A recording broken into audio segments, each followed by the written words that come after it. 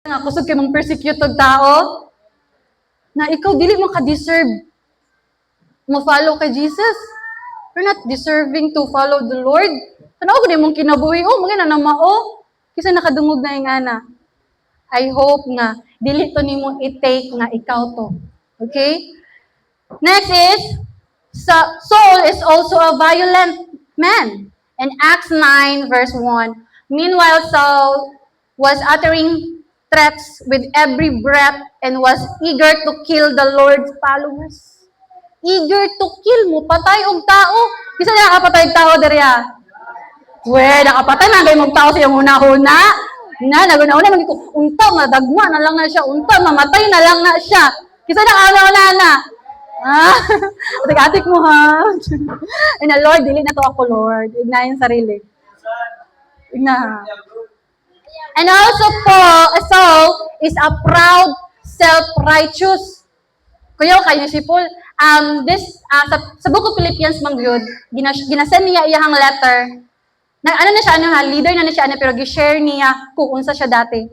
I was circumcised when I was 8 days old. I am a pure-blooded citizen of Israel and a member of the tribe of Benjamin, a real Hebrew. If there ever was one, I was a member of the Pharisees who demand the strictest obedience to the Jewish law.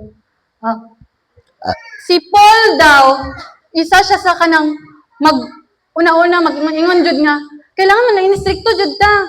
Kaya ang gina-follow man gud ni Paul na law is katong law ni Moses. Na pag ikaw gani wala kay gihala dira sa Ginoo, dili jud ka maluwas. Mao gina ang iyahang kanang tinuuhan ni Paul. And also, I was so zealous that I harshly persecuted the church. Unsa nang zealous? Dili na zealous ha? Dili na zealous ang zealous. Zealous is kanang committed kayo siya ba na buhaton niya. Committed kayo siya nga i-persecute jud niya. Kanang grabe ka harsh, i-persecute niya katong mga ga-follow kay Jesus. And also, kabulo ba mo? Grabe magkatawa mo kani kay Saul ni kaala siya.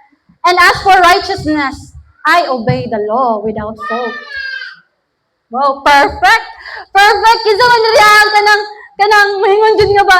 Ay ako, wala man ko'y nabuhat nga sala. Wala man ako na siya giunsa. Pero si muna grabe na kay kakasuko sa iya.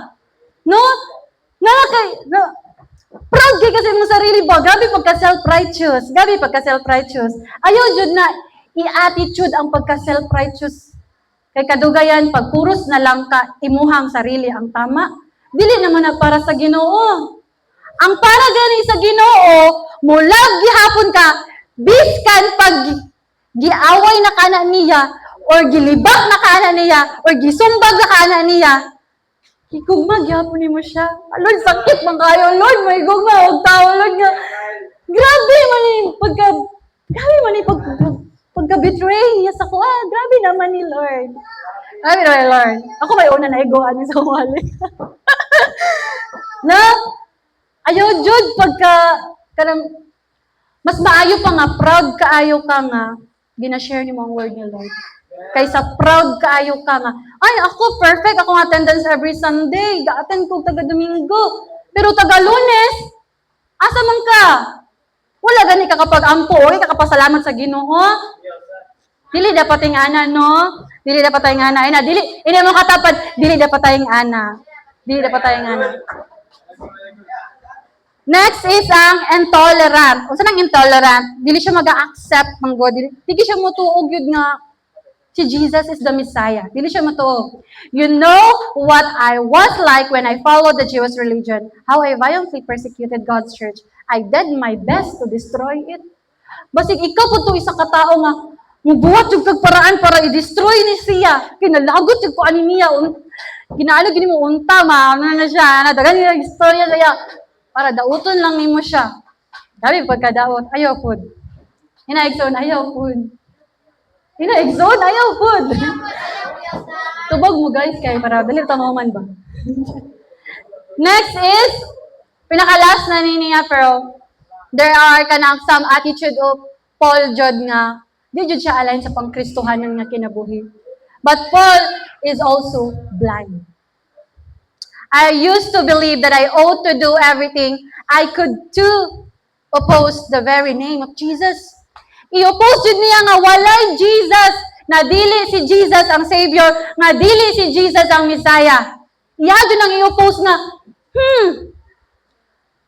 only the law of God from Old Testament lang jud ang yang gina-follow is not the law of the Lord na nabuhat na sa New Testament. Diba?